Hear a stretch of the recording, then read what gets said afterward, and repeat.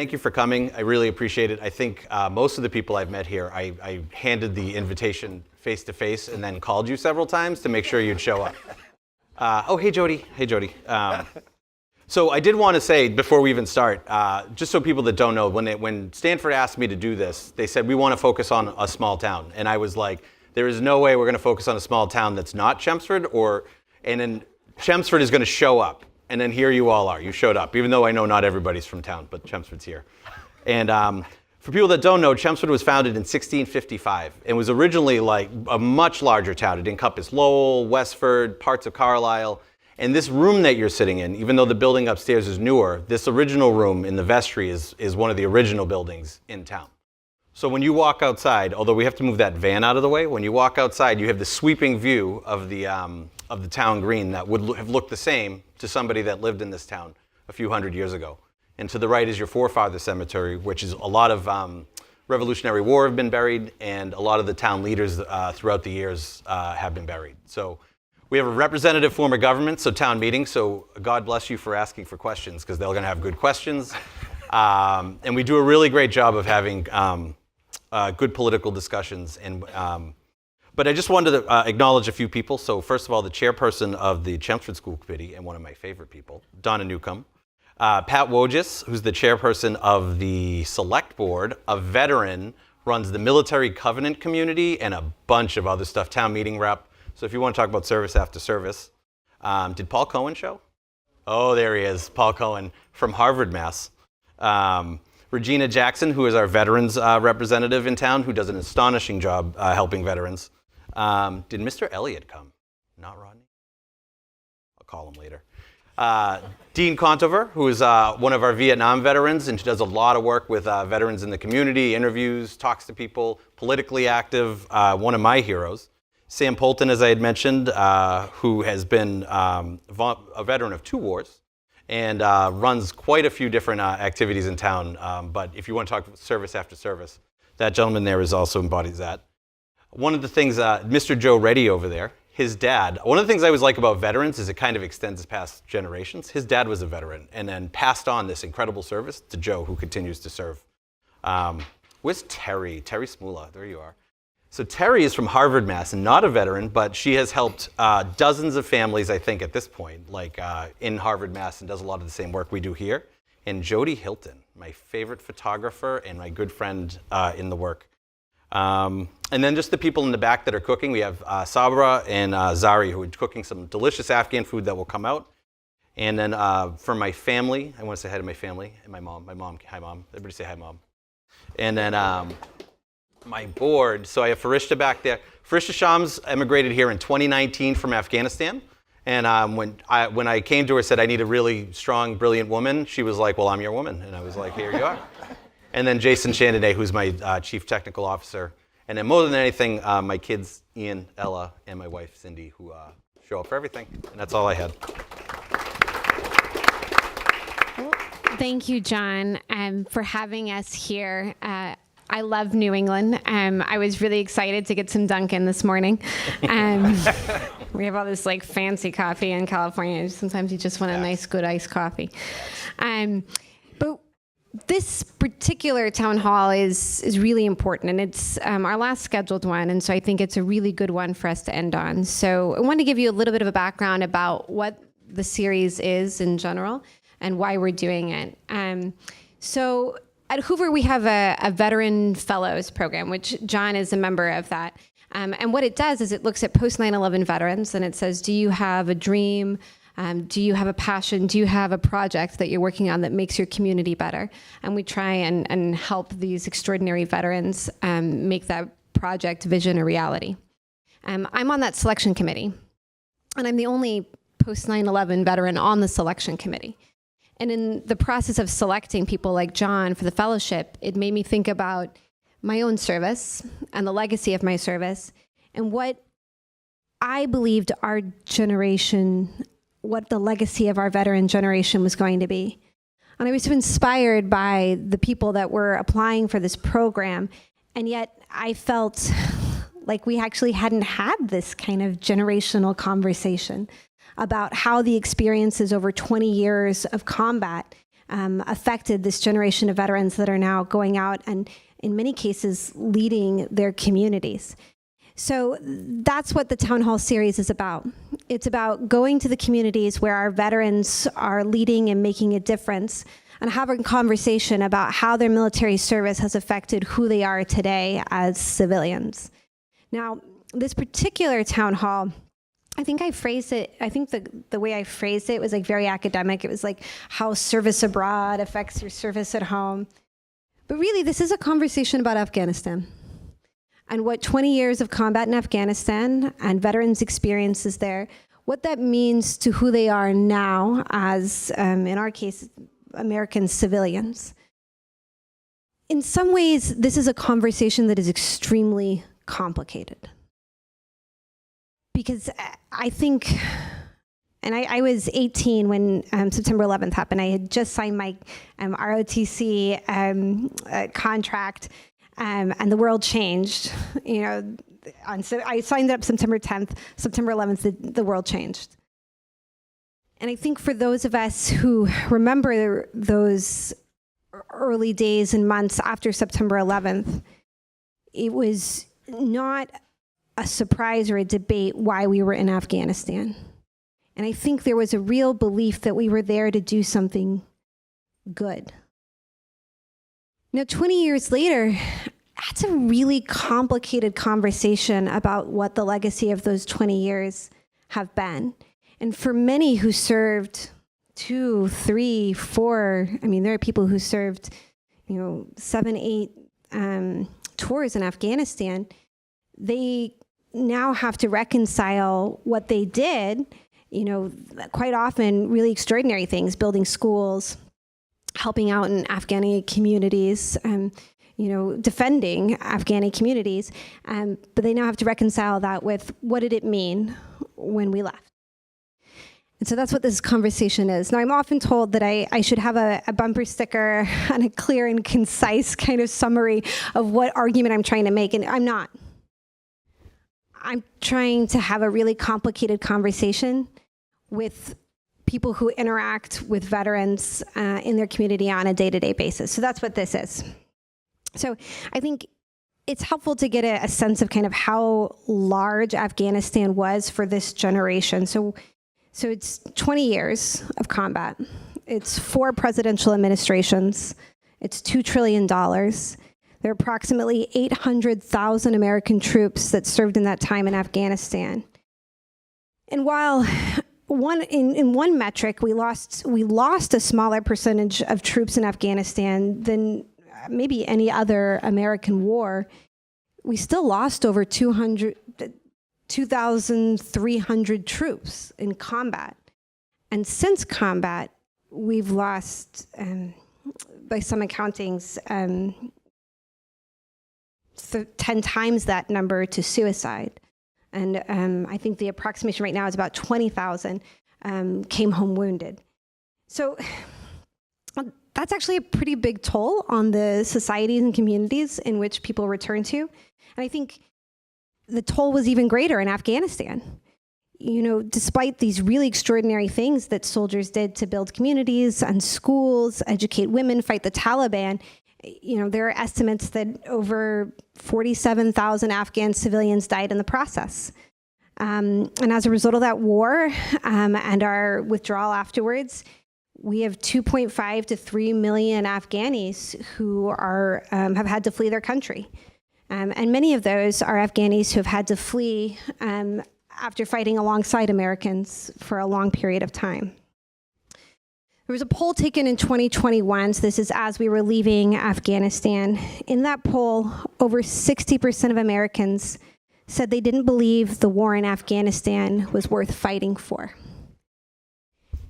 That is a tough statistic for this veteran generation to understand. Not to understand, but to reconcile. And I think actually some veterans, maybe many, would agree with that percentage. So that's the complicated conversation we're here to have. What our service in Afghanistan meant, what that retreat at the end meant, and what that means, I guess, kind of for the relationships in the communities that we have now. So I want to start with talking about why the veterans on our panel decided to serve in the first place. I think that's a really important story. You know, I was looking it up. In Massachusetts, only about 6% of the population is veterans. And according to a 2019 study by Brown University, Massachusetts had one of the lowest percentage of residents that served in post 9/11 wars. And there's a few kind of potential explanations for this. I mean, part of it is that, it's a higher income area, very educated, but also because the primary reason why people serve is because they know somebody who served. And if you have a military family, you have an even exponential more a chance to serve. So as that population of military families dwindles, you have less people that end up serving. So I like to understand what brought people to service. And you guys are like statistical outliers. Most of you did not come from a military family or have these like tight relationships with the military. So I want to start with John because, okay, I've identified a few reasons why people serve. One is family. Another is education benefits. That's not why you decided to serve. Can you tell us your route to service? Sure, you want to hear this story? All right. I'm enlisted, so I didn't have a plan. I think my mom's actually here, so she's going to laugh. Hey, Felicia. So my mom's here. She's going to love this story. But when I was going to join, I actually was going to join the Marines. But the reason I decided to join was because I was in high school. I was a split op, which meant I went to basic training before my senior year. And I remember this like recruiter walked into the cafeteria, and all the girls' heads like swung towards the guy in a dress uniform, and I was like, that's what I want to do. And she's true. And I was going to join the Marines, and my mom was like, you're not joining the Marines. And I was like, well, if you sign now, I'll join the Army. So she signed now. And then, but 23 years later, I've gotten some. First of all, it didn't work. Girls didn't like me anymore. The women didn't care. So. But that's why I joined. And then, I had family in the military, and I was interested. I didn't have a lot of direction, and so I picked one. I just chose a direction that seemed interesting, and I ended up retiring. So. But I think it's important to note there's a lot of different ways to serve, and I think those of us who served in this post 9/11 veteran generation kind of have seen the total force at its apex. Can you explain to folks, you actually joined the reserves, correct? So can you explain to folks the difference between the active duty, the reserve, and the National Guard? Yeah, so I was a reservist from my very beginning when I joined in '96, my first contract. So reserves are everybody talks about the 1 weekend a month and the 2 week. That's, first of all, it's not true. It was not true during my career. And the reserves, we have an expectation to go to schools and do missions and do the things. I was really fortunate. I actually joined before 9/11 in 1996. So it was really boring. There was really not a lot happening. And then 9/11 happened, and it was, it just went off the rails after that point. But so for the reserves, to really get a deployment, you have to end up in a unit that can deploy. Someplace you can volunteer.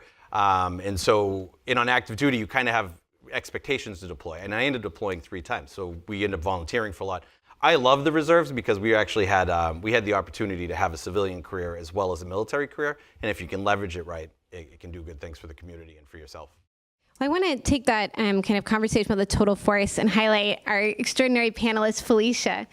Felicia, you also have an experience, it's not the active duty, it's the National Guard. Can you explain, folks, kind of why you decided to serve and what's different about the National Guard versus the active duty? Well, it's really interesting. First of all, I apologize for being late. It's really interesting in hearing you speak about most folks having military family that they can rely on for feedback and what would it be like if I were to join. That wasn't the case for me either, although I found out much later that I did have family members that have served. So for me, I worked really hard in school, really, really hard. And ended up graduating like number 4 in my class. But I was the first child in my family that would be heading off to school, and I was the oldest. So I had a lot of family responsibility. And hindsight is 20/20. When you're thinking about your parents, you need to give them a little bit of grace, right? So they just were afraid. They were afraid of me going off to school, and I was like there is no way I am staying in Lowell, Massachusetts for the rest of my life. So that's what happened. I finished one semester at UMass Lowell, and my father had made promises to cover at least sign the financial aid paperwork, and then ultimately refused to do that. So I lost every scholarship that I worked so hard for. But luckily for me, there were options. And I took that option and ended up joining the military in 1997. And, you know, things didn't really begin to truly warm up until after 9/11. Yeah. So, Jason, your pathway is interesting because it involves the arch rival of the United States, the USSR. How did these Soviets convince you to join the military? Yeah, so like everyone else here, my family, many of whom are here tonight, no real strong connection to the military. But when I was 12 years old, I played hockey in Beverly, and our team was selected to go represent the United States in the Soviet Union. And we went to then Kiev, Leningrad, and Moscow. And from a hockey point of view, we won 3 out of 4 games against the Soviets. Nice. So it was April of '89. So 1980, everyone remembers the miracle on ice. 1980, college kids beat the Red Army. Well, 9 years later, our 12-year-olds beat their 12-year-olds. Then the wall came down. Then the Soviet Union collapsed. just for the record. So, but I went there as a 12-year-old kid from Beverly, thinking about the evil empire behind the Iron Curtain. Didn't really know what was going on. I just knew that the United States and the USSR were going to want to destroy each other. I didn't know why. When I met the people there, it was a quick realization that why am I supposed to hate these people? These are very kind, very friendly. Watching the Soviet kids interact with their families after the game was much like what we did back here, sometimes at Skate 3 rink in Tingsboro or in Billerica after games. And I said, if the people can get along, what happens at the government level, at the collective, where we're willing to risk nuclear annihilation? And I couldn't understand. So it put me on this path to want to understand why governments make decisions, why governments do what they do. But it also sparked in me this desire to serve, or at least give thanks to the country in which I was so fortunate to be born. Because I recognized that as a 12-year-old kid, I dreamed to play in the NHL or had dreams to do whatever I wanted, and I could pursue those dreams.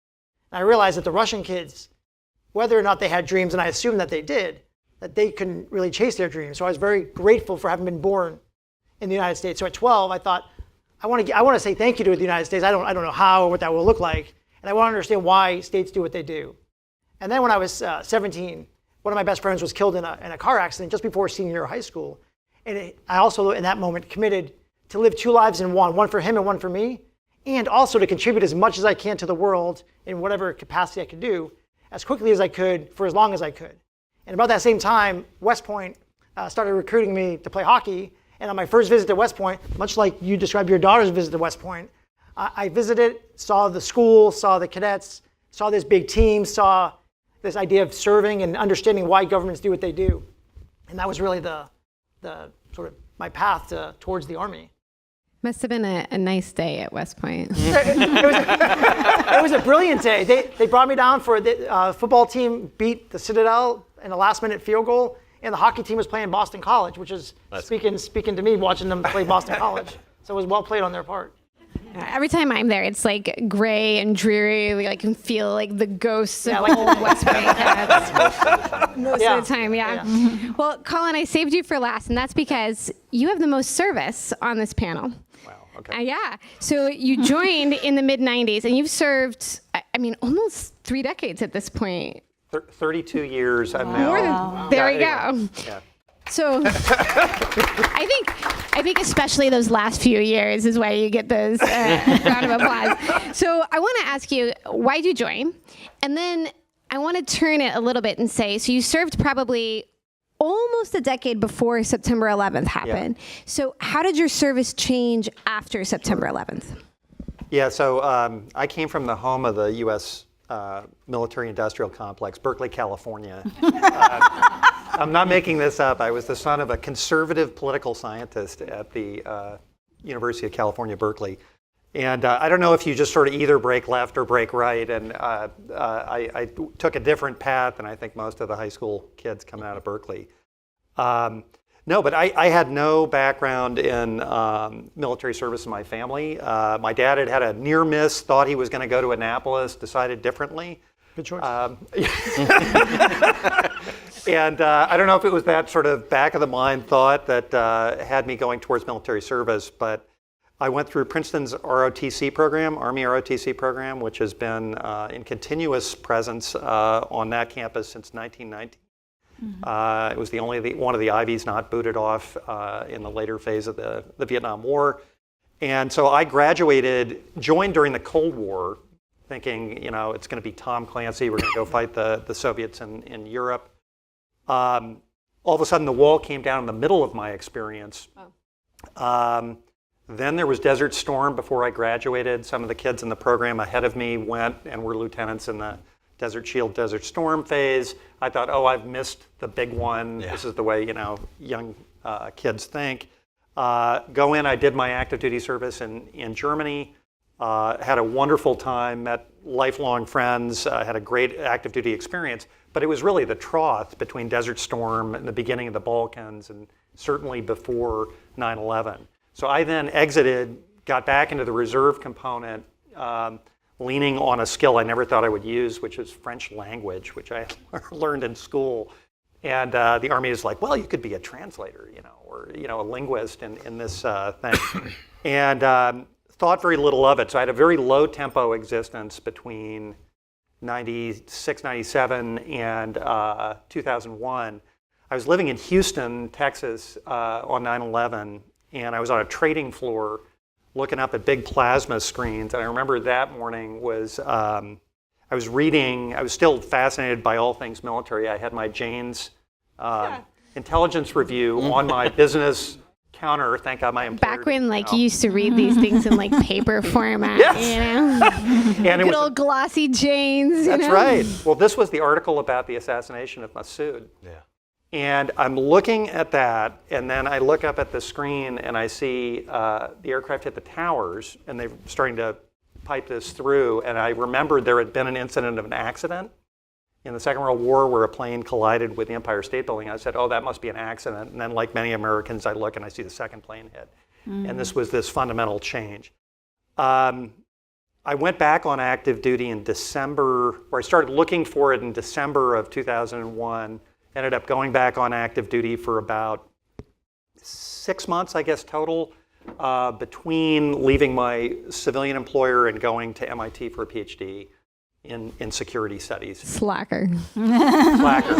Very much so. But that brought me back to New England, which is where I've been since. We live down in Rhode Island. I've got one son who, not at my urging, but of his own accord, went through ROTC. He's now an infantry lieutenant in Germany. And my daughter, inshallah, will go to West Point here a year and a half out. Well, I think all four of you joined before September 11th. Felicia, I want to know kind of what was your experience before September 11th, and how did you feel on that day? How did that change your service after that time period? Yeah, so as a National Guardsman, it was just a very different experience. You're fixing broken Humvees on drill weekend. You go from sort of that to, coming home from class, watching Plane 1 hit, and then hearing about another incident at the Pentagon. You're like, something is happening. And in pretty short order, you began to get your act together as a military unit. And things changed so rapidly for my small element. And we were out the door pretty much immediately for the first round of rotation. So you wouldn't think much of a finance element, having much to do for deployment, but everything is finance, So these guys are out there in Humvees, traversing areas that, are not necessarily the safest. They're, in Blackhawks, they're in CH-47s getting like the funds to wherever they need to go because you're building new cities on the ground in places where they never ever existed. So the training came hard and it came fast, and it was 18 months away from home in the beginning, and it's very, very different for a 22-year-old to like begin thinking, okay, this is my life now. These are the things that I need to get ready for. This is no longer, play warrior games. This is actually like real life. So yeah, it really shifted things. I think, especially as a Guards member and as a reserve member, it must have been extremely jolting to go from this kind of, you're living this existence where you're quasi-civilian, quasi-military, and then September 11th happens, and you're like, oh, no, this is me now. Like, this is not these people that are already in the military. It becomes an identity shift. So I imagine that you had a similar identity shift, John. I did, absolutely.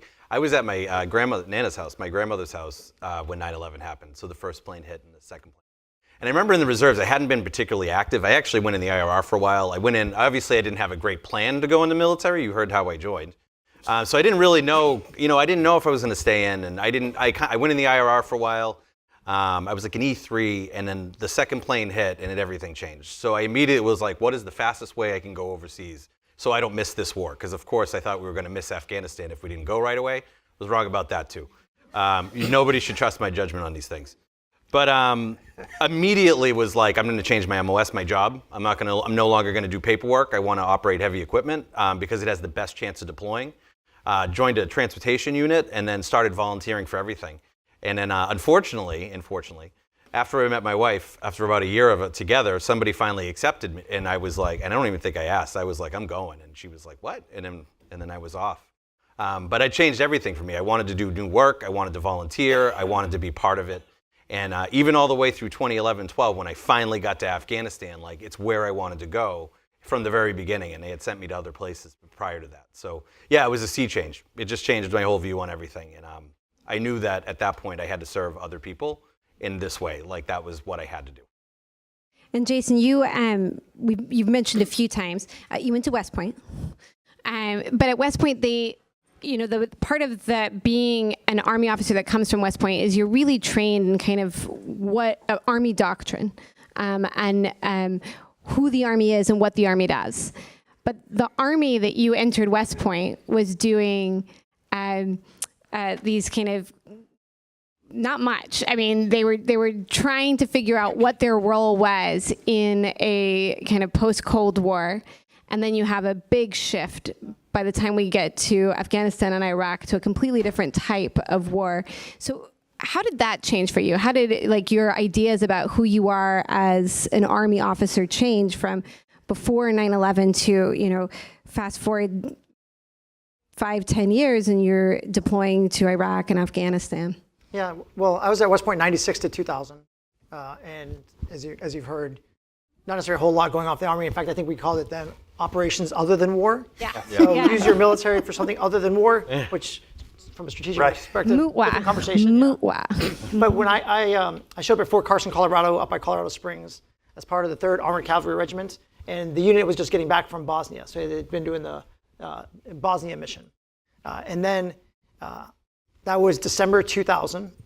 And in that first 8 months of my time there as a brand new lieutenant, we had done gunnery on our tanks and Bradley fighting vehicles. We went out and exercised them and did all the shooting that we're required to do for being proficient on our equipment. We had gone to Pinion Cannon Training Center, not far from Colorado Springs, did some force on force, and then we had gone to the big event at that time, and the Army was going to the National Training Center. So in June of 2001, we had gone to the National Training Center, and we had exercised our operations there, and we were certified by the Army. We were prepared to fight and win our nation's war. And I remember talking to my fellow lieutenants in that summer of 2001 saying, well, we've done everything we can possibly do as a lieutenant except go to war. Right? And we just kind of had these conversations. And then on September 11th, that summer, August of 2001, we started manning the gates at Fort Carson. For whatever reason, the DoD contractors disappeared, and they used combat platoons on the gates. And my platoon took over on September 10th, 2001, for 24 hours, 9 a.m. to 9 a.m., something like that. And I remember early in the morning, September 11th. It's Colorado Springs, so it was around 6:30, 7 a.m. I was getting up, getting ready to hand over to the next platoon and have our 24 hours off. And one of my soldiers came in and said, "Hey, sir, a plane just hit the World Trade Center." And we went to our little operations center, much kind of like your response, kind of an accident, the first plane, and then we saw the second plane. And we all kind of looked at each other, and we knew that everything was about to change. That this conversation we had a few months ago about, well, we've done everything short of war. Well, now we know it's something. And I remember getting a phone call as the officer in charge of the gates that morning from the post commander saying, "We must we're at Fort Carson, close all the gates except for 1, 5, and 20, and arm the guards." And we thought, oh, okay, this is all this great uncertainty, and this is why we've been training and being prepared to do whatever it is the country's going to ask us to do. And from that point forward, like the rest of the world, our operation tempo was much faster. We always take our training seriously, but it was a little bit more, I think, more urgency. And as the conversation became around Afghanistan, we were a tank unit, so we thought, well, that's not really best for us. Like, what are we going to do in the mountainous areas of Afghanistan? And then not long thereafter, of course, the conversation about Iraq started, and that's when we started kind of focusing our efforts on the invasion of Iraq in 2003. I think people may not know this, but on bases, there's different force protection conditions. We have not been force protection condition normal since September 10th, 2001. Yeah, we all quickly learned what ThreatCon Delta, ThreatCon Alpha, what they all meant. We're like, oh, okay, this is what I mean. Now, the reason why we have these 4 extraordinary panelists here, first, they all have a connection to New England, but they've all served in Afghanistan, but in these very different capacities and at very different times. So I'd like to talk a little bit about your experiences in Afghanistan. Colin and Jason, you both served in kind of strategic advisory roles in Afghanistan. Can you describe, each of you, your time in the country and how you supported the U.S. kind of strategic efforts in Afghanistan? So my first connection was in 2009. Then Army Colonel Randy George was a student of mine at the Naval War College. He comes up to me after I give a lecture on something related on, I think, Vietnam War stuff. And he says, "Hey, do you want to come out to Jalalabad, Afghanistan this summer and help me out for a month?" And I was a reservist, but I was going to go as a civilian, and I thought, well, sure, I'll help. If I can help, I'll do it. So I went out as a civilian buying the REI, Eastern Mountain Sports outfit, feeling very strange because I'm a reserve officer, but I'm not on orders, but I'm out there with an Army unit. Anyway, I was well prepared psychologically for it, but I never thought I would do it again. I came home. Then I deployed in uniform in 2011 and spent a year in Kabul working for General Petraeus and then General Allen during the sort of peak of the surge. And so I spent a fair amount of time looking back towards Washington from the senior headquarters in Kabul. And that was an interesting education in 2 parts of it. One, what the military was trying to do at the very peak of the effort. And the second one was the way that military command then plugged into what was going on in Washington. And that was an absolutely fascinating education, both in the way our government works in foreign policy and the way it translates into action on the ground. So I was in a very, very interesting place to sort of observe and learn during that year. Then I go back the third time unplanned to the Pentagon, 2017 to 2019, as the Deputy Assistant Secretary of Defense. So the person who's the civilian in charge of U.S. efforts on behalf of the Secretary in Afghanistan. So this was another bizarre chapter, completely different chair. I'm looking from Washington back at Kabul, where the commander is now my old boss from 6 years before, General Nicholson. So it was just absolutely bizarre. No plan involved here, but I saw Afghanistan in 3 very different ways. Did you see big changes in how we thought about what our strategic goals were in the country? I would say that actually the goals are remarkably stable over time. I mean, if you ask people at this sort of foreign policy level, they said that, that our job was to prevent a second attack emanating from Afghanistan towards the United States or other allies' homelands.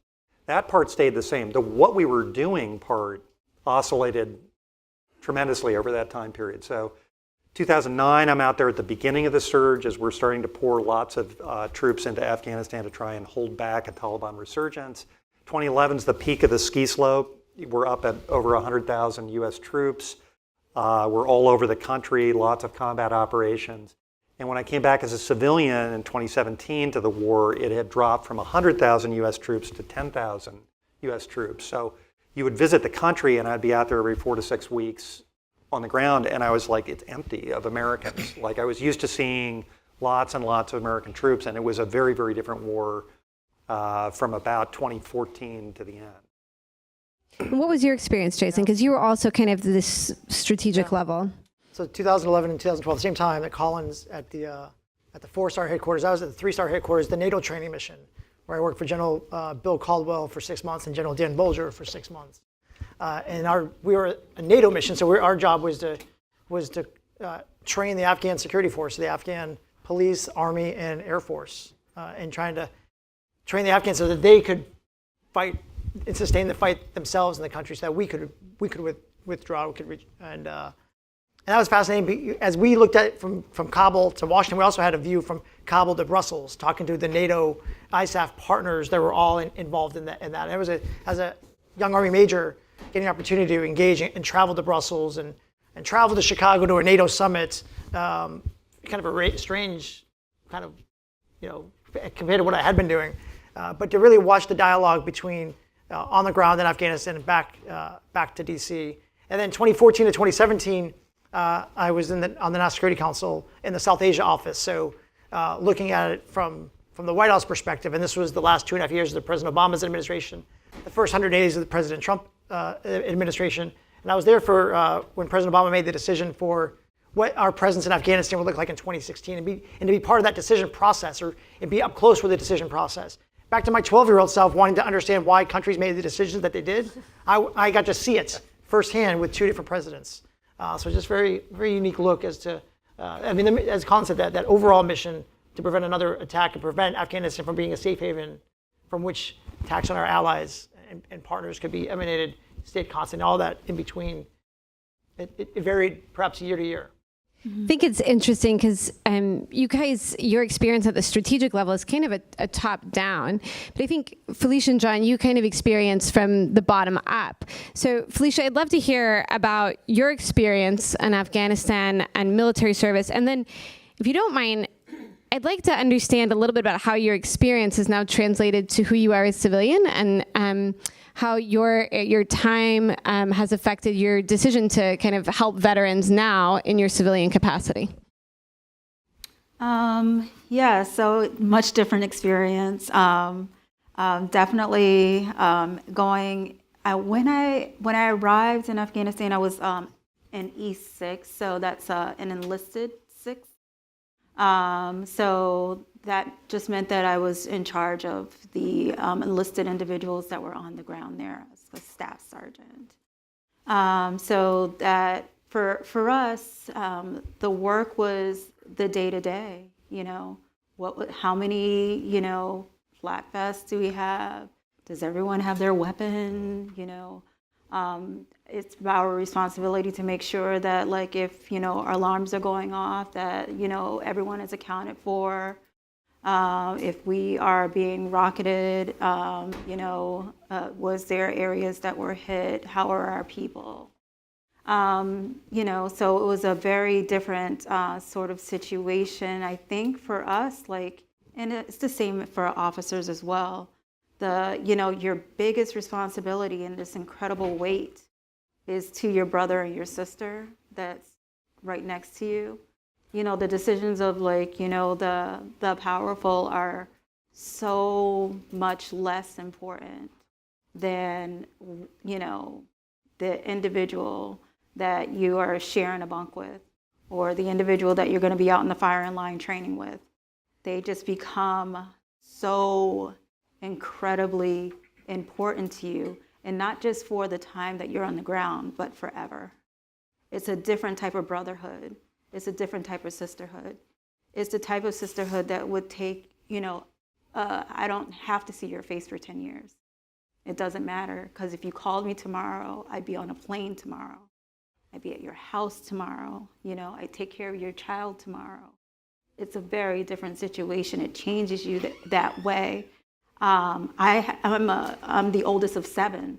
So I can't tell you that my relationship with my siblings is the same as that. So it's really, really difficult for a civilian to truly understand that type of relationship.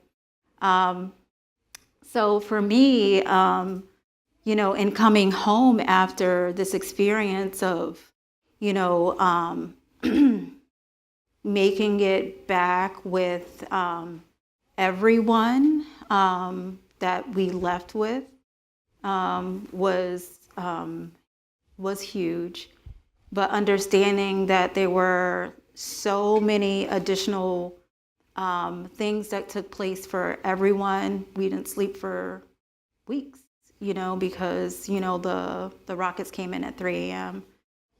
We were out on the ground, and the convoy before us blew up, but our convoy didn't blow up. Oh, this time our convoy did blow up, but we didn't lose any of our people.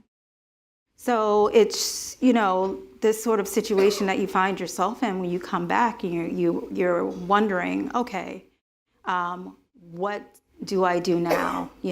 Who am I at this particular phase in my life? That you're different because you can't even have the conversations that you used to have. You're like, are we talking about the Real Housewives of who? You know what I mean? Girl, if you don't get out of my face with this nonsense. So you also understand that so many more things are possible. You don't have to work within the confines of some sort of predetermined structure, because you were not working in the confines of some predetermined structure then. So I was able to shift my career focus and began to work towards, in different career paths. And ultimately, where I am right now is the 3rd iteration of a nonprofit organization that I've been a part of.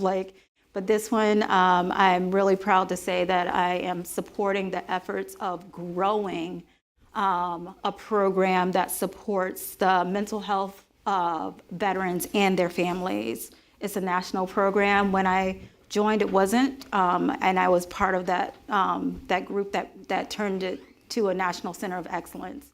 And now, we, provide mental health, resiliency, wellness services across the country for veterans at no cost to them. So that's what I do now. I think you and John came back and decided that your life was about service. I mean, everyone on the panel did, but I think the two of you really exemplify service here at this local level. John, you told me, I'm going to quote you, I thought this was brilliant. You told me that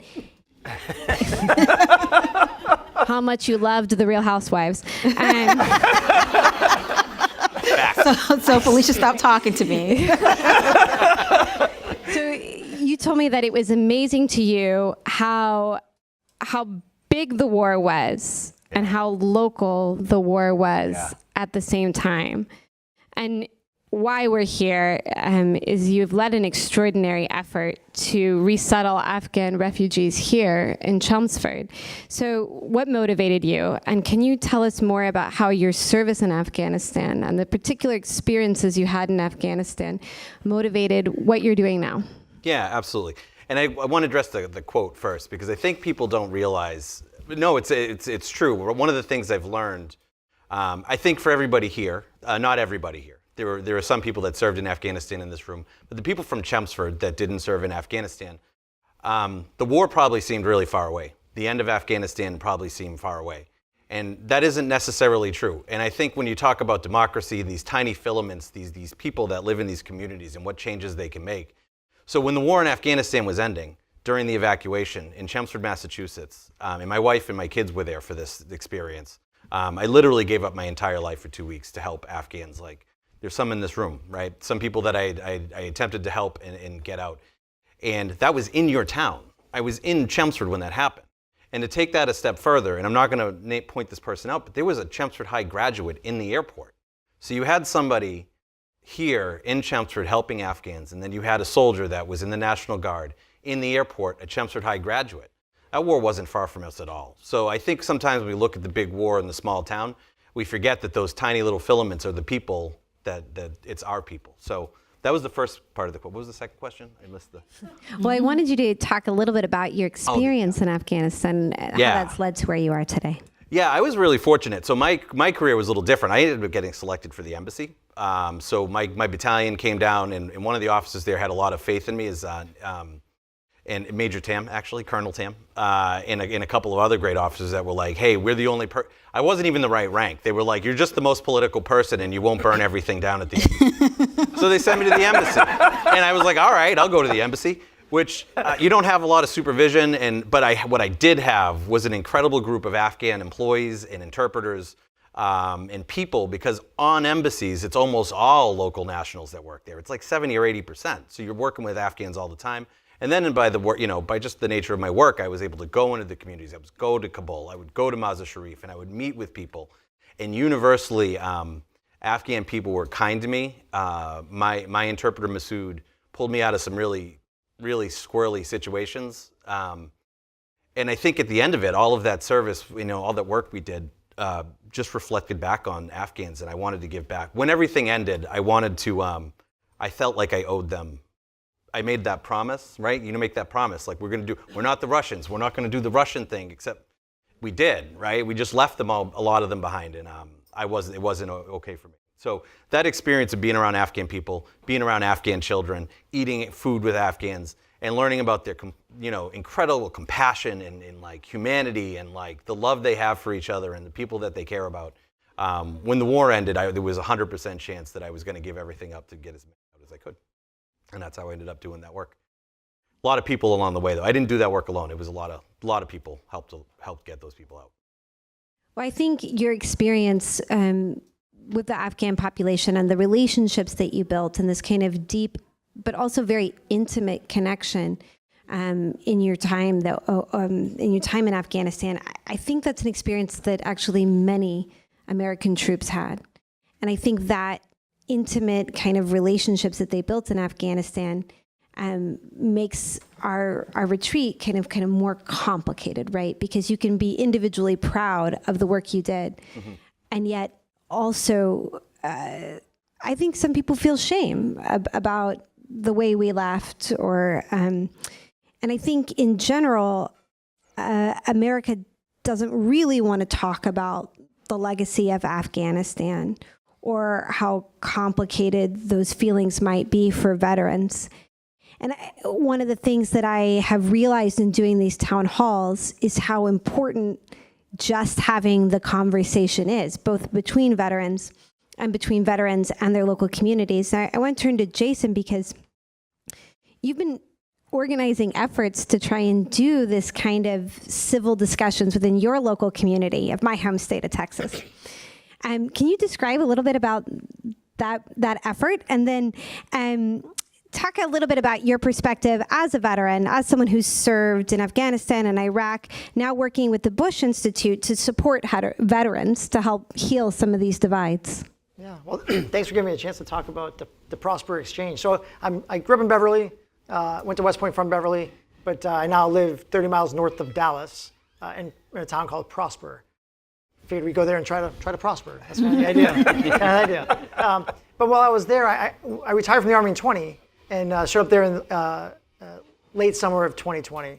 And the first guy I met there in town was an Air Force Academy graduate, class of '87. And he and I started talking about just sort of the state of the world. He was very kind and welcoming my family and me to Prosper.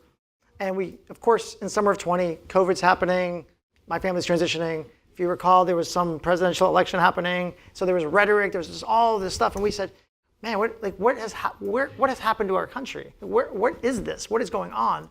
And we just started saying, like, man, we got to bring people back together. We got to have conversations. We need to have real conversations, not talking point platforms. We need to have real conversations about real issues in person.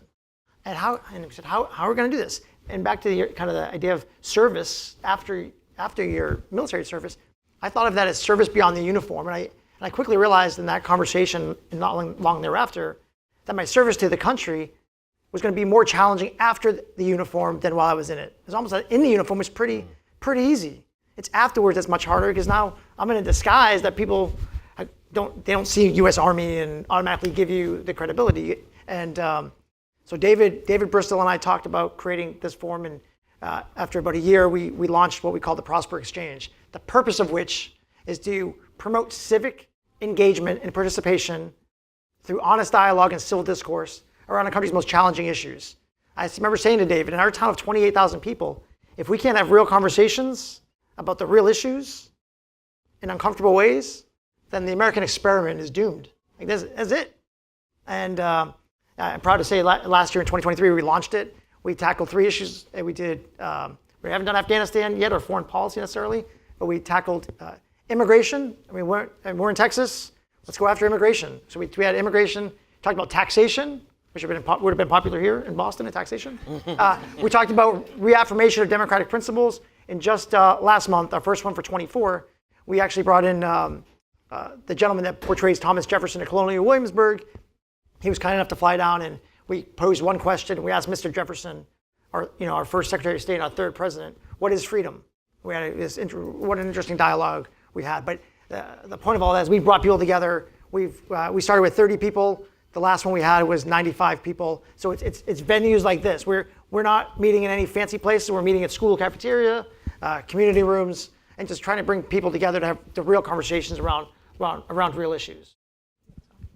Well, Colin, you're my professor on the panel, and you've studied this war. Right. You've experienced this war, Yeah.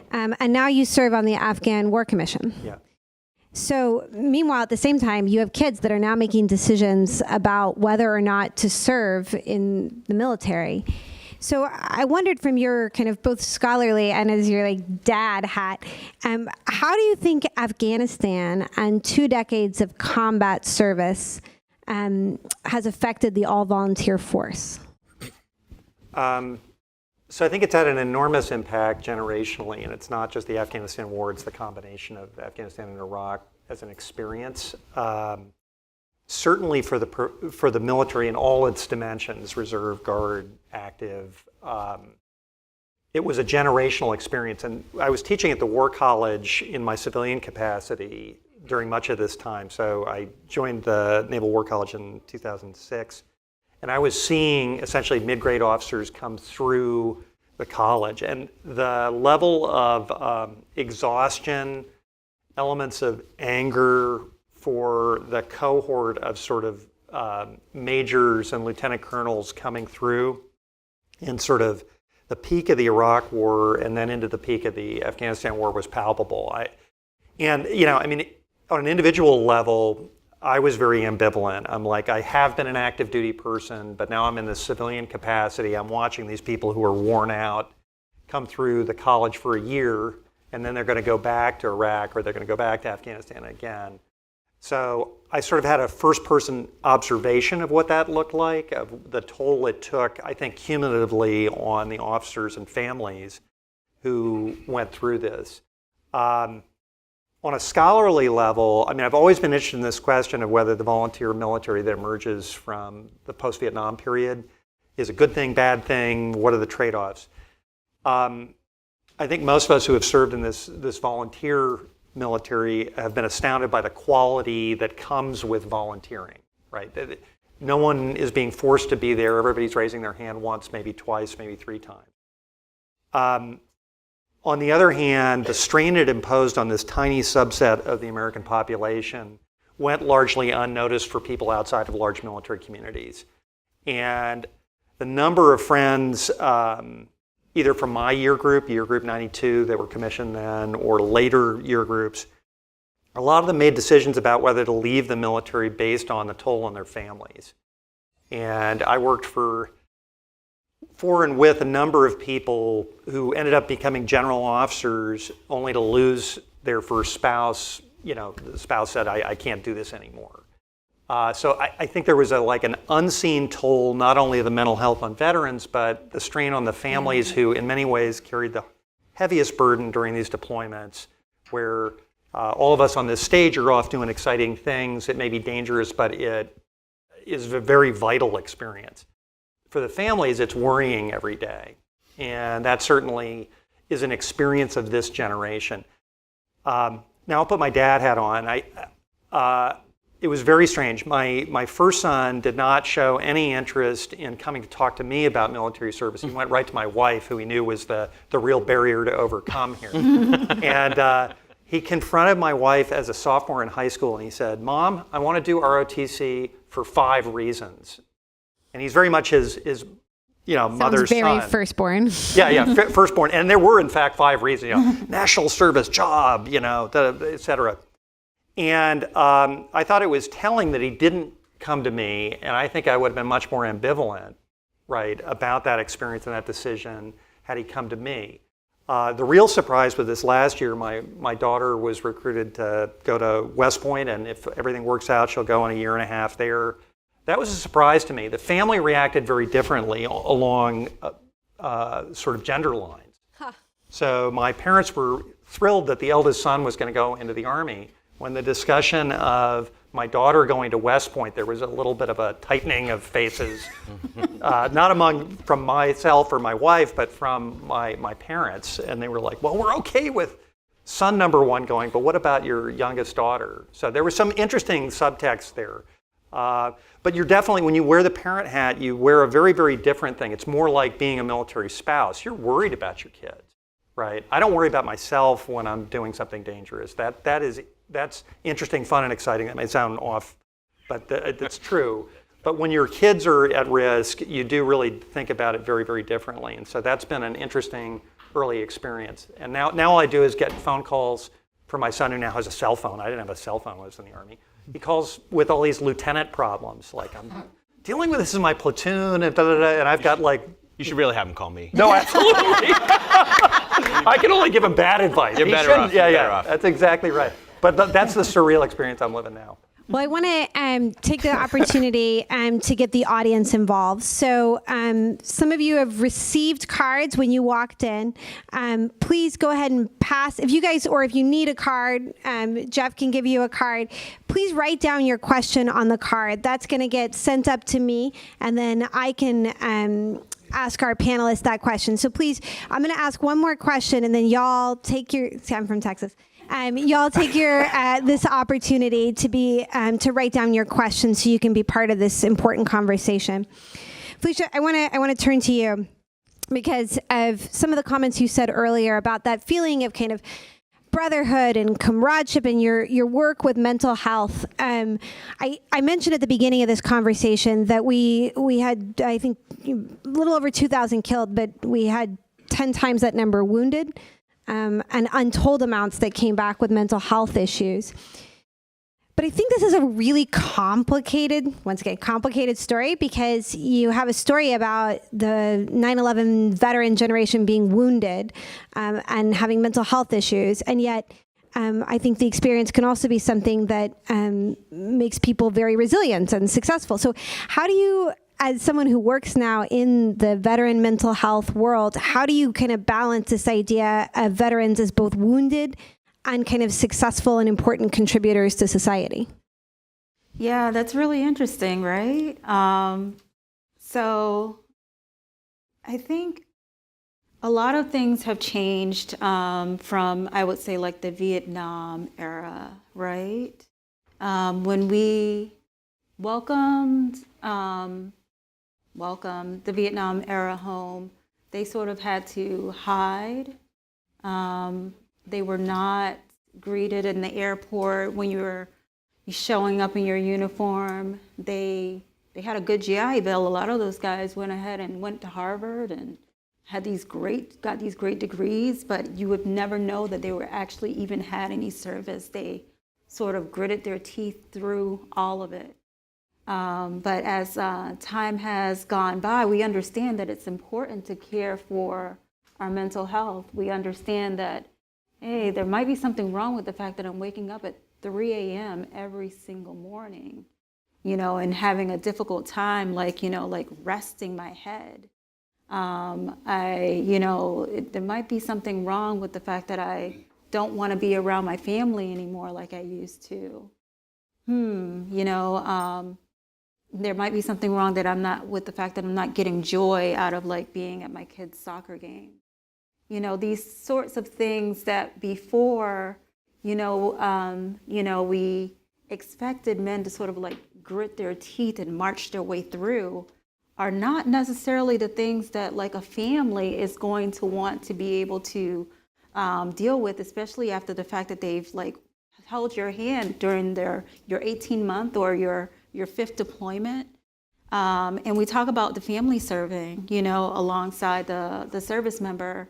And, service members, when you say like resilient and strong, you can't tell that they're going through anything. The family members know, but you can't tell, and then the next thing you know, oh, we've lost such and such. We've lost this person, and yet another suicide. We went through a rash of suicides in the Massachusetts National Guard. There was one year where, our average was above the national average in losses for service members in the Massachusetts National Guard. And the story would always be the same. Oh, I was just talking to him. He seemed okay, but that sort of, canary in the coal mine is always the family, oh, my wife, is going to leave me, or I'm having a hard time with like, connecting with my children now that I'm back as a female. Those sorts of things, become these sort of like opportunities for us to say to the service member, why don't you seek some, support? Why don't you consider, maybe joining like a wellness program or, reaching out that way? There's ways that you can still be that resilient and strong service member, and still, seek the support that you require in order to be the best version of yourself. I find that like it's easy for individuals that are already civically minded to bury themselves in their work. It's another trauma response a lot of times. And we aren't facing the issues that like are sort of like haunting us.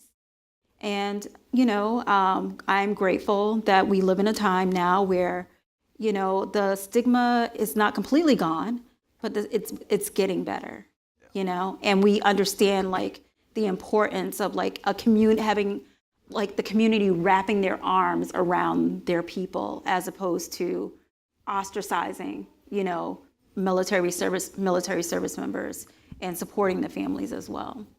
Jason and John, I know you guys have kind of comments that you want to add to this as well. Sure. I will say, I'm gonna borrow John's quote here a little bit. I think it's the war being so far away but yet so local.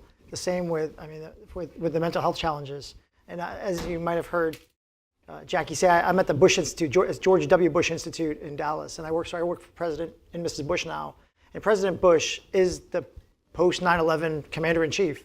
He was the president that ordered us into Afghanistan and Iraq, and he and Mrs. Bush have committed for the rest of their lives to take care of veterans and their families. And he often asks, in fact, the first question he asked me when I joined the team was, how are we doing on the invisible wounds of war? And how do we know people are getting better? And he put together several years ago something called the Warrior Wellness Alliance. It is now the Veteran Wellness Alliance, of which Home Base is a clinical partner in this alliance.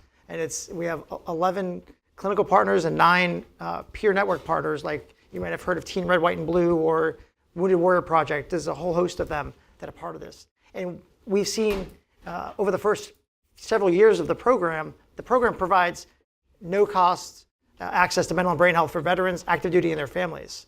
And the initial part, there was a lot of family referrals. To Felicia's point, it was the veterans not seeking help, it was their family members knowing. And for me personally, it was August 10th, 2012, when my wife told me that I had to get help, right? That she couldn't do it. And I knew I wasn't going to go ask my family for help, but I'm going to figure this out myself. But my wife Samantha said, this is above my pay grade.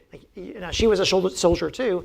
She said, you need to get it. And she walked me through that path. So oftentimes, when you encounter a veteran, someone in your family, you may have to take that first step.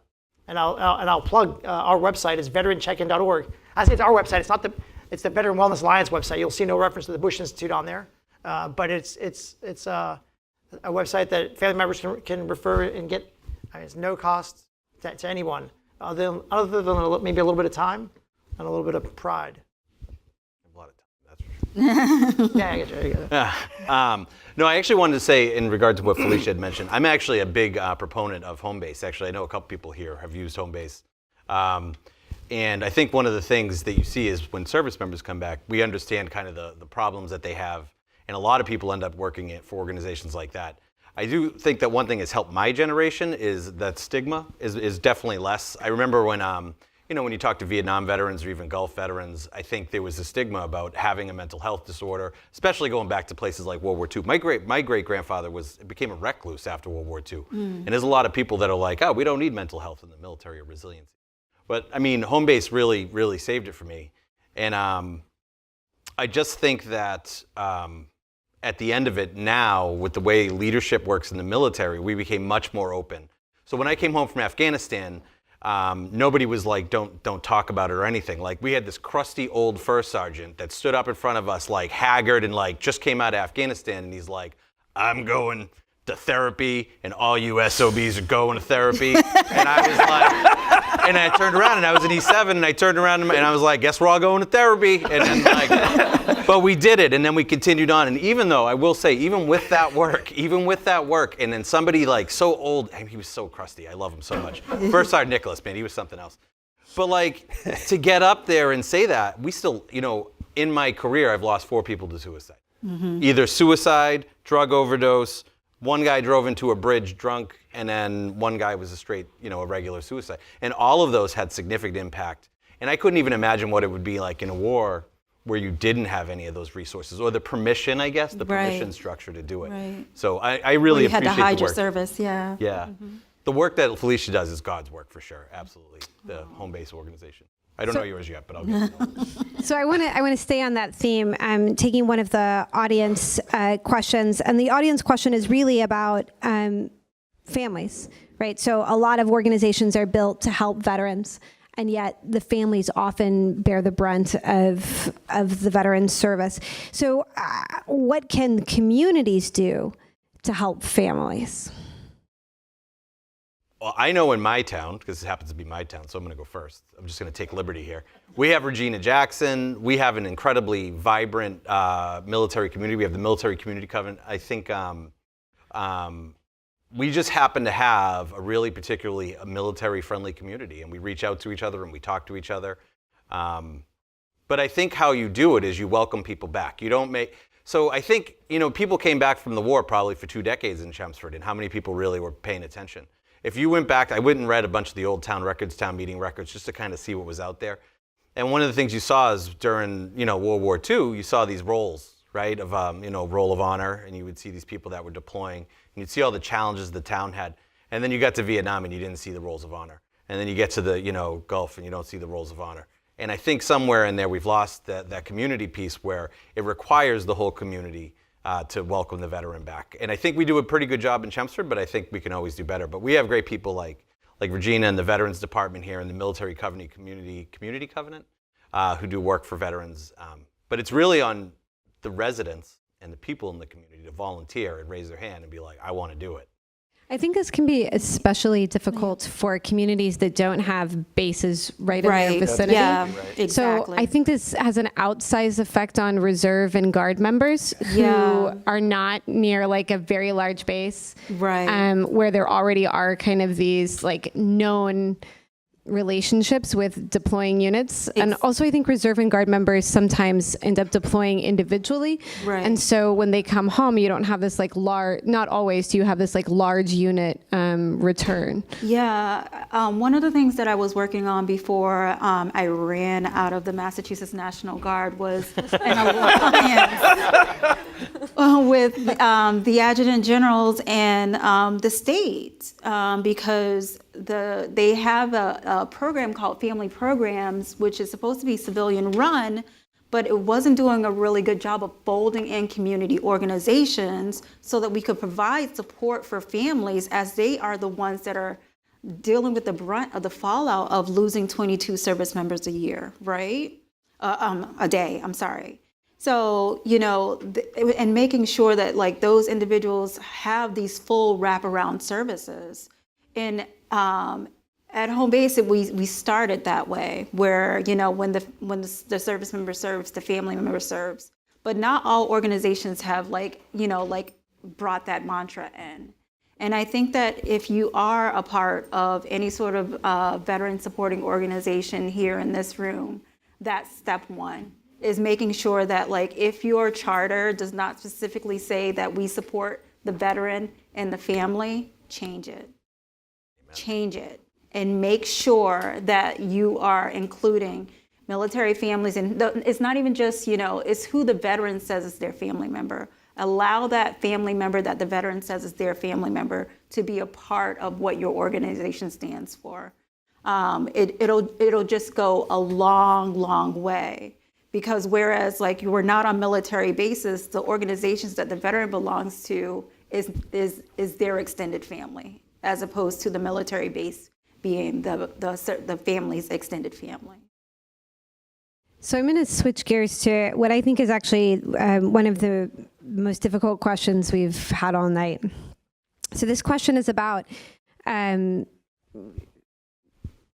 2 decades of time in Afghanistan and a goal to help women and girls achieve their basic rights and education.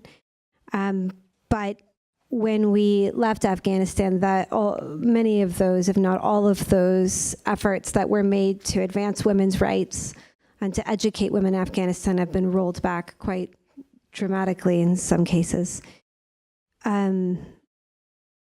How do service members reconcile those efforts and those stated efforts with what the situation on the ground is today in Afghanistan for women?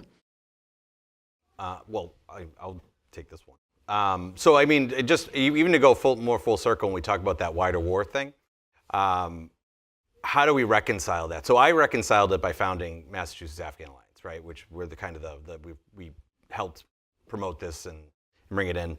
I think, though, that wider space, there are actually families in our community right now, in Chelmsford, Afghan families that are separated from their families overseas. Right? So we have a person that lives right there, about 10 minutes from me.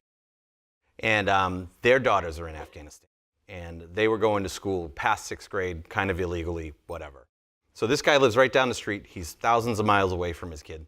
And he's a Chelmsford resident, works in Chelmsford, has his car registered in Chelmsford, and he had to pull his daughters out of school in Kabul because the Taliban were going into schools and arresting kids, right? And so these wars in these places that we serve are just not really far away. And I reconciled that by building Mass Afghan Alliance and helping Afghans. I still help many Afghan families in Afghanistan find their way back here, even though it's kind of a process now. It's more process driven. But how do you reconcile that? Man, I don't know. I think when the war ended that way, I felt like for quite some time and quite a bit of therapy, you know, that all the work I did it even matter, right? It was like that moral injury piece to it all. Yeah. And a lot of that had to do with women, because a lot of the women absolutely understood what they were fighting for. When we were trying to get people through the airport, we had one family, it was a mom. The father wasn't even in the country, and we were like, either you get through that gate or there's no exit for you and your daughters and everything. And that woman, man, she was like just bear rushed to get to a Marine to get out. And the women in Afghanistan know. They know what they're losing. They know. They have online schools. We have organizations that teach Afghan women on the side and illegally. But that's a really hard one to fit. I have a daughter. My daughter Ella's over there. She's gonna be so mad I just brought her up. Sorry. And I talked to my friend Zabi, and when he talks about these things that are happening with the girls and the women in Afghanistan, and I know if it was my daughter or my wife, I would crawl through the walls, right? And so these wars are really close, and these people are really close. And it really, just don't underestimate how much Afghanistan veterans are affected, or Iraqi veterans when it came to the Kurds. So. Yeah, for me, the way I kind of reconcile, or I don't know if that's the right word, but you used it, so it's a hard verb. I don't know. I'm fortunate to be at the Bush Institute, where we have a global policy effort. We have actually a series of 3 papers coming out on Afghanistan, one of which is on how do we kind of motivate or inspire and incentivize the international community, whatever that means today, to hold Taliban accountable for what they're doing. And I guess from a policy perspective, the most significant impact we've had so far is at the House Foreign Affairs Committee asking questions about certain Taliban ministers who have been being given waivers for travel for their health to Turkey. So we're trying to roll that back. And so as the Taliban are rolling back education, they're getting this health care outside of Afghanistan. That this is our contribution to the effort. And so for me, having served in Afghanistan, both in Kabul and from a policy perspective in DC, continuing to contribute to the effort from where I sit now is the way we try to do it. And we have some great people still trying to, despite U.S. not having an official presence there, doing what we can. So the next question asks specifically about this, right? So it says that veterans are among these leaders helping to evacuate. And a lot of the informal organizations and now formal organizations that stood up during that evacuation were led by military members. We had a big effort that happened led by General McMaster at Hoover and continues to be working on that. Why was it veterans that felt so struck? And that's the question, is why are veterans the one that see this problem? But I'm going to flip it a little bit. And is it the onus? Do veterans bear the onus of kind of trying to but trying to reach out to these populations that they spent 2 decades serving inside their country? I served. I don't know anybody else, but when Afghanistan collapsed, my interpreter called me. He was like, "Hey, I need help. My whole family's here." He was in the U.S., fortunately, but that was what started it for me. And then, I think, I'll let the next person go. I think it was all hands on deck. It was just all hands on deck. I got calls to, hey, can you help fill out these forms? And who do we know? Can we get this to the State Department? It was all hands on deck. I think for a lot of us, it was like this really, for me, it was like a PTSD thing. Like all of a sudden, like these people I had made these incredible, I didn't make promises. First of all, Americans made promises to Afghans, and we did it through elections, and we did it through votes, and we did it through administrations, and we decided to be there for 20-something years and build that country. And then so when we left, I felt like we had made these great promises to these Afghans, and we had built up for over 20 years. People went to university, they went to real schools, they were really Americanized. And then to just pull out like that and just leave, and just people leave hanging with the bag. And some of these people, I don't even think a lot of people know this. When you're talking about these Afghans, a lot of them earned their right to be here. The SIV program, Special Immigrant Visa Program, they worked. They worked really hard. Some of them were interpreters. Some of them put their lives. Many, many Afghans died as interpreters in other roles. And so for me, when everything collapsed and only 120-something thousand people came out, for me, it was a broken promise, and it was an antithesis of the promises that we had all made to the people that we cared about. And so for me, there was no question that I was going to dive in, and I was going to do the NCO thing and make sure it didn't fail as best I could anyway. Yeah. I think for many people who served during Afghanistan, this generation that served includes folks who served actually kind of at the tail end of Vietnam. Yeah. So there are post 9/11 veterans who actually served as Vietnam was ending. And I think the mantra for many was that Afghanistan was not going to be our generation's Vietnam. that we were not going to leave Afghanistan the way we left Saigon. Do you think that's true? Is Afghanistan this generation's Vietnam? I don't think so.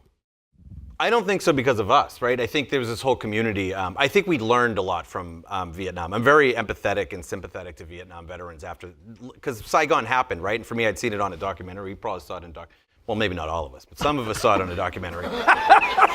just kidding. Wounded. Well, I'm sorry.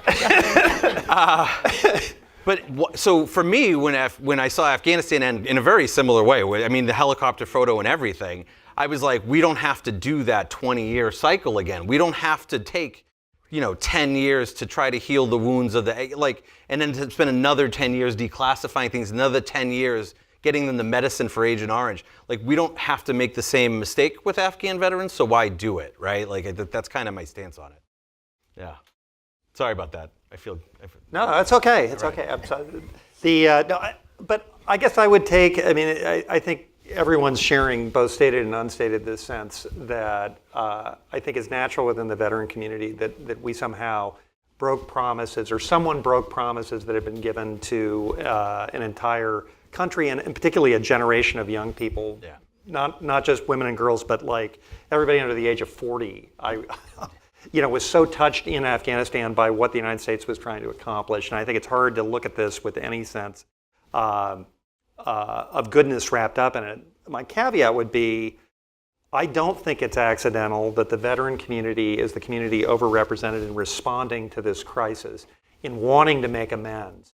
Because I think it is connected to what drew people to military service, or how they were changed by military service.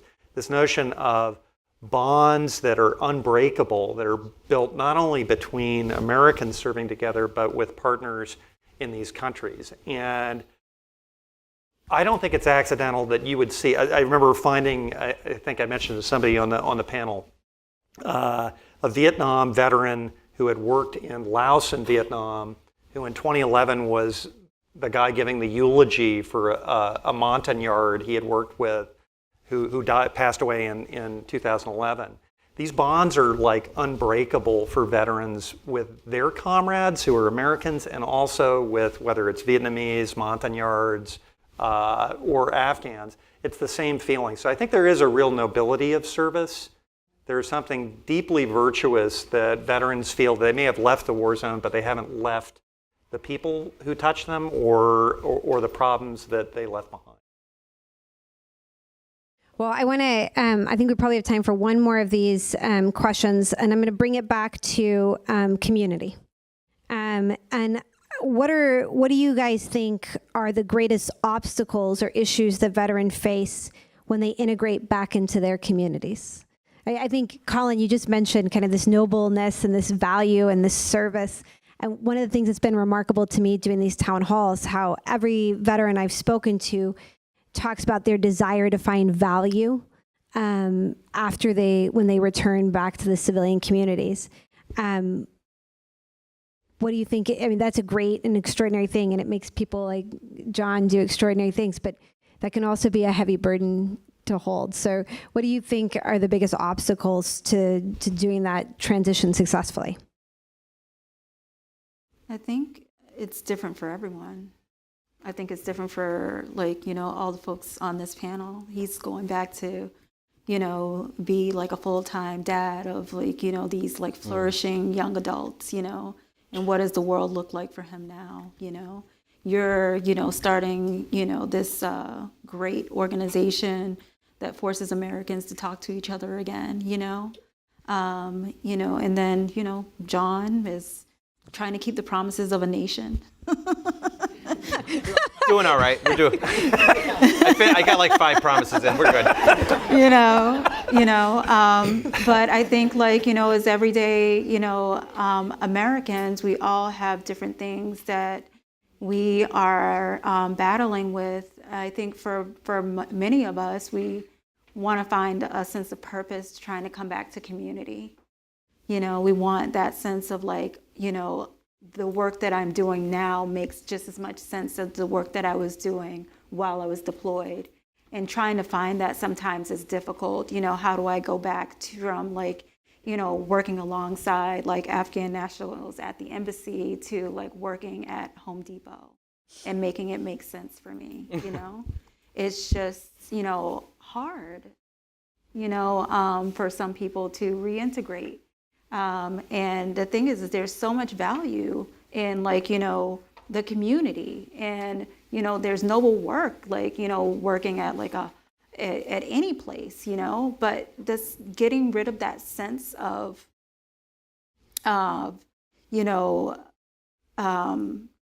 service in such a way that like allows you to like crack yourself back open and become part of the community again is the work of all of us. It's the work of the community saying, oh, I know that you, have, may feel a little bit different, but we're your family and we're here for you.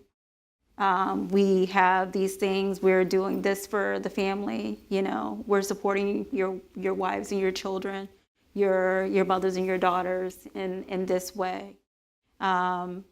We can do it, we can help the service members, we can help the family members, it just takes a little bit of like opening up. I mean, I think Felicia said that the sense of purpose is a key. And I think for whatever reason people choose to join, I think you could categorize it into 4 buckets: purpose, variety, stability. The chicks. Right? Yeah, yeah. So yeah, that's right. Even though it doesn't work out sometimes. Small percentage gain. But when we leave service, that sense of purpose feels as if it's stripped out from underneath us. And then we're left saying, okay, oh, wow, now what? And it's this search. I am almost 4 years into civilian life, post-Army life. And it took me, a good 3 years to really establish my new sense of purpose. And it took me opening up and looking around my community. And you joked about Home Depot, but I was in Lowe's. And Lowe's, some of the associates in Lowe's, they have the camouflage vest. And I was watching this gentleman. I watched him. Really, he was doing a great job helping some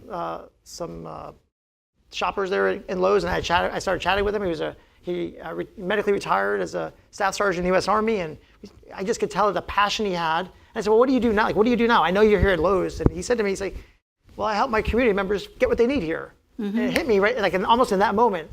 He's found his purpose. He's found his service. It's service beyond the uniform. Exactly. And then maybe I went home and, my wife is the PTO president of our local high school. She was in the uniform. Now she's serving in the community. Mm-hmm. So it's your service to country didn't go away. Mm-hmm. It's just helping us see how it transformed. Yeah. Now we have I've been told we've got to finish because food is coming out. So what I didn't tell the panelists is that I like to end with a lightning round. And what the lightning round is it's a combination of like easy, funny questions with like questions that require dissertations, and you have the same amount of time to answer them. So we're gonna start, Felicia, on your end. We're gonna start with easy. Iced coffee or hot coffee? Hot coffee. Oh, same question. Yeah. Seasonal. Nope. Oh, that's so not very New England of you. Hot coffee. Hot coffee. Yeah. Coffee, but chai. A lot of chai. See, I actually thought you guys would. I mean, my stunning, the stunning thing I learned from living in New England is that it can be like 15 degrees and you're gonna get a nice coffee at Dunkin'. Yeah. That was shocking to me. The iced coffee is when you need the caffeine fast. Yeah. Really. Okay. All right. Easy one. Now we go harder, John. Yeah. Should we reinstate the draft? No. Jason. No. Colin. Maybe. Felicia. Maybe. Okay. Yes or no? I thought it was yes or no. All right, Colin. I'll start with you on. I'll start with you on the next one. White or red clam chowder? What? I don't. You talking to me or John? You talking to? Oh, Colin. I'm the only one in my family who doesn't eat chowder. You don't eat chowder? Oh my God! You really could do be need to go back to expelled California. from- I know. Like, hot coffee and no chowder. Jason. White. I didn't even know there was red. Exactly. Y'all don't spend enough time out of Massachusetts. Come down to Rhode Island. Yikes. White. Oh my gosh. All right. Jason, favorite place to be stationed?